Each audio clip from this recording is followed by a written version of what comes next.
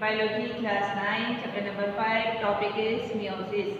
What is meiosis? Meiosis is a process in which one diploid to an eukaryotic cell divides to generate 4 haploid cells. Last lecture में मैंने आपको mitosis understand करवाया था और उस mitosis और meiosis में क्या मेन डिफरेंस है। माइटोसिस में diploid number of chromosome change into diploid number of chromosome, means diploid cell change into diploid cell, but in meiosis one diploid eukaryotic cell divides to generate 4 haploid cells. What is the meaning of diploid and haploid? Diploid means the cells in which chromosomes are in pairs, while haploid means in which half number of chromosomes means not in pairs. Chromosomes are not in pairs. Who discovered the meiosis? The discovery of meiosis is in 1876. German biologist Oskar Hartwig discovered the meiosis. What is the meaning of meiosis? The word meiosis derived from Greek word and the meaning is make smaller, means reduction in chromosome. Reduction means कमी हो जाना, means 2n जब 2n eukaryotic cell change हो गए 1n, लेकिन यहाँ से आपको क्लियर हो रहा है कि 2n में नहीं चेंज हुआ, 2n जो है उसका हाफ हो गया, रिड्यूस हो गया number of chromosome. The types of meiosis are of two types, meiosis 1 and meiosis 2. And what are the major process या phases of meiosis? The meiosis 1 are further divided into prophase 1, metaphase 1, anaphase 1 and telophase 1. And the meiosis 2 is prophase 2, metaphase 2, anaphase 2 and telophase 2. What happened in meiosis 1? Now we discuss. In meiosis 1, the homologous chromosomes in diploid cells. बात हुई diploid cells की. Homologous chromosome in diploid cells separate, अलग हो जाएंगे and produce haploid daughter cells. और क्या होगा इसके अलावा जो उसकी मेजर प्रोसेस है, जेनेटिक वेरिएशन होगी. जेनेटिक वेरिएशन क्या होती है? जीन्स का तबादला हो जाना है, मीन्स कि जो पेरेंट सेल्स हैं जब उनसे नए डॉटर सेल्स बनेंगे बच्चों, तो उनमें जो है ना जीन्स का चेंजेस आएंगी, मीन्स उनमें जो कैरेक्टरिस्टिक्स हैं कुछ डिफरेंट कैरेक्टरिस्टिक्स आएंगी जो पेरेंट से डिफरेंट होगी. अब हम चलते हैं meiosis 1 के फर्स्ट फेज की तरफ, that is prophase 1. In prophase 1, it is the longest phase of meiosis 1 because major changes occur in this phase. What will be happen in this phase? We discuss. First of all, the chromatin condenses into chromosome. Mitosis में भी हमने prophase में देखा था जो chromatin थे. Chromatin क्या थे कि लूज थ्रेड लाइक स्ट्रक्चर थे. वो लूज थ्रेड लाइक स्ट्रक्चर जब डिवाइडिंग फेज में आते हैं तो वो कंडेंस होना शुरू हो जाते हैं, मोटे होना शुरू हो जाते हैं थोड़े, और वो क्रोमोसोम की शक्ल इख्तियार कर लेते हैं. और क्या क्या होता है प्रोफेज 1 में? कुछ मेजर प्रोसेस हैं जिनको मैंने हाईलाइट किए. नंबर 1 साइनेप्सिस क्या है उसको देखते हैं. The homologous chromosome line up with each other and form pairs.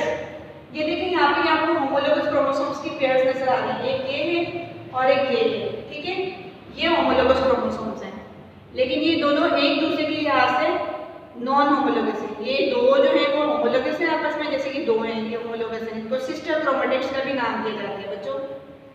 Okay, क्या हुआ इस प्रोसेस में? साइनेप्सिस कैसा process? It is a process in which homologous chromosomes line up मतलब एक तरतीब में आते हैं और पेयर बनाते हैं. ठीक है, अब बाइवेलेंट क्या है? अब जो ईच पेयर में देखें हर पेयर में दो जो है वो क्रोमोसोम आपस में एक दूसरे के साथ जुड़े हुए अपने अपने सेंट्रोमेयर्स के साथ. These are centromeres. ये इसके सेंट्रोमेयर है, ये इसके सेंट्रोमेयर से. सेंट्रोमेयर वो पॉइंट है जहाँ पे दो होमोलोगस क्रोमोसोम आपस में एक दूसरे के साथ अटैच हुए हैं. तो बाइवेलेंट क्या है? It is a process in which each pair of homologous chromosome is called a bivalent. ये बाइवेलेंट कहलाता है. ये एक दूसरे के लिहाज से बाइवेलेंट है. अब टेट्राड क्या है? Each bivalent has 4 chromatids. ये bivalent है, ये भी bivalent. अब इसको थोड़ा हम काउंट करें. 1 2 3 4 1 2 3 4. इसको ऐसे नंबरिंग कर दूँ अगर मैं 1 2 3 4 4, ये देखिए 4 इसमें आ गए क्रोमेटिड्स, ठीक है। इनको हम अब ये 4 क्रोमेटिड्स पर मुश्तमिल है बाइवैलेंट। हर बाइवैलेंट में कितने क्रोमेटिड्स हैं? 1 2 3 4, that is called tetrad. Tetrad means 4, ठीक है। देन नेक्स्ट क्या होता है? क्याज़माटा होता है। क्याज़माटा क्या है वो हम देखते हैं। The two non sister chromatids of homologous chromosome join each other at certain points along there length. ये देखिए यहाँ पर क्याज़माटा हो रहा है। ये देखिए ये होमोलोगस क्रोमोसोम थे, एक दूसरे के लिहाज से सिस्टर क्रोमेटिड्स थे, लेकिन अब ये जो ब्लैक वाला है और ये ब्लू वाले ये एक दूसरे के लिहाज से नॉन सिस्टर क्रोमेटिड्स हैं। अब ये नॉन सिस्टर क्रोमेटिड्स क्याज़माटा करेंगे। क्याज़माटा का मतलब अब एक्सचेंज, मतलब एक दूसरे के साथ अलोंग दिया लेंथ वाइज वो एक दूसरे के साथ अटैच होना शुरू हो जाएंगे कुछ पॉइंट्स पर, और वो जो कुछ पॉइंट्स पर अटैच होने इस प्रोसेस को हम कह रहे हैं chiasmata. Means the non sister chromatids, ये नॉन सिस्टर थे एक दूसरे के लिहाज से, वो आपस में ज्वाइन हो गए। ये देखिए यहाँ से ये ज्वाइन हो गया, यहाँ से ये ज्वाइन हो गया और एक दूसरे के साथ ज्वाइन हो रहे हैं। अब ज्वाइन क्यों हो रहे हैं नेक्स्ट आपको प्रोसेस में पता चलेगा। ज्वाइन क्यों हो रहे हैं? क्योंकि क्रॉसिंग ओवर का प्रोसेस हो रहा है। और क्रॉसिंग ओवर का प्रोसेस क्यों हो रहा है? क्योंकि जब जहाँ से जिस पार्ट से जिस सेगमेंट से अटैच है वहाँ पे वो अपनी जीन्स का तबादला कर लेंगे। ये नॉन सिस्टर होमोलोगस क्रोमोसोम इस वाले के साथ अपनी जीन्स का तबादला कर लेगा, इसकी जीन इसमें चली जाएंगी और इसकी जीन्स इसमें चली जाएंगी। The non sister chromatids exchange share segments, ठीक है। और एक्सचेंज होने के बाद ये देखिए आपको मैंने नेक्स्ट डायग्राम में बिल्कुल क्लियरली दिखाया है। ये देखिए इस वाले जो ये रेड लाइन, ये रेड पार्ट शो हो रहा है वो इस वाले होमोलोगस क्रोमोसोम की जीन से, और इधर भी जो है वो इसकी इसमें चली गई हैं और इसकी इसमें चली गई हैं due to crossing over, exchange of genetic variation हो रही है। यहाँ पर जीन्स का तबादला हो रहा है जिसकी वजह से जो नए डॉटर सेल्स बनेंगे उनमें जो जेनेटिक वेरिएशन आ जाएगी, मीन्स उनमें कैरेक्टरिस्टिक जो है वो अपने पेरेंट सेल से डिफरेंट होगी। और क्या क्या होगा बाकी जो जितनी भी प्रोसेस है प्रोफेज 1 का वो बिल्कुल माइटोसिस जैसा है, माइटोसिस की प्रोफेज जैसा है, हमने पढ़ा था। उसमें क्या क्या चेंजेस हो रही है मैंने हाईलाइट किया। Let's see. Chromosome condense further, वो आप बहुत ज़्यादा मोटे होते चले जाएंगे।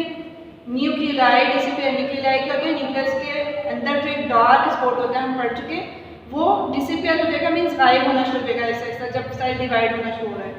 और क्या होगा, सेल के अंदर जो न्यूक्लियर एनवेलप था, न्यूक्लियस के इर्द जो न्यूक्लियर एनवेलप होता है जो उसकी कवरिंग होती है वो डिसइंटीग्रेट हो जाएगी। डिसइंटीग्रेट का मतलब वो टूट फूट का शिकार हो जाएगी, ब्रेक डाउन होना शुरू हो जाएगी, ठीक है।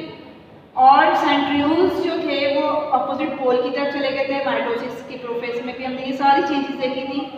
और वो सेंट्रियोल्स क्या बनाते हैं वहाँ पे जाके? स्पिंडल फाइबर्स बनाते हैं बच्चों। स्पिंडल फाइबर्स क्यों बना रहे हैं? क्योंकि वो क्रोमोसोम को उन्होंने अटैच करना है। अब हमने ये भी पढ़ चुके हैं कि स्पिंडल फाइबर 2 तरह के थे, अगर आपको रिमेंबर हो, kinetochore spindle fibre and non kinetochore spindle fibre. इन दोनों में क्या डिफरेंस है? Kinetochore spindle fibres attach with kinetochore protein of chromosome, means यहाँ पर ये जो सेंट्रोमियर है ना, यहाँ पर एक प्रोटीन होती है, हम पढ़ चुके हैं माइटोसिस में। सेंट्रोमियर के पास एक प्रोटीन होती है, उसको हम किनेटोकोर प्रोटीन का नाम देते हैं। एक्चुअली जो स्पिंडल फाइबर्स हैं वो यहाँ पर आके इसके साथ अटैच होते हैं क्रोमोसोम में, ठीक है। तो वो स्पिंडल फाइबर जो क्रोमोसोम की किनेटोकोर प्रोटीन के साथ अटैच होंगे उनको क्या नाम दिया गया बच्चों? Kinetochore spindle fibre. While some spindle fibres are called non kinetochore spindle fibre because they do not attach with kinetochore protein of chromosome other than they attach with each other। वो आपस में अटैच हो जाएंगे, वो धागे एक दूसरे के साथ खुद ब खुद अटैच हो जाएंगे। उन स्पिंडल फाइबर्स को हम नॉन किनेटोकोर करेंगे। नॉन किनेटोकोर मीन्स क्योंकि वो क्रोमोसोम की प्रोटीन के साथ अटैच नहीं बल्कि वो आपस में अटैच है, इसलिए उनको non kinetochore spindle fibre. Hope so आपको अंडरस्टैंडिंग हुई होगी। इंशाल्लाह नेक्स्ट लेक्चर के साथ हाजिर होंगे। अल्लाह हाफिज़।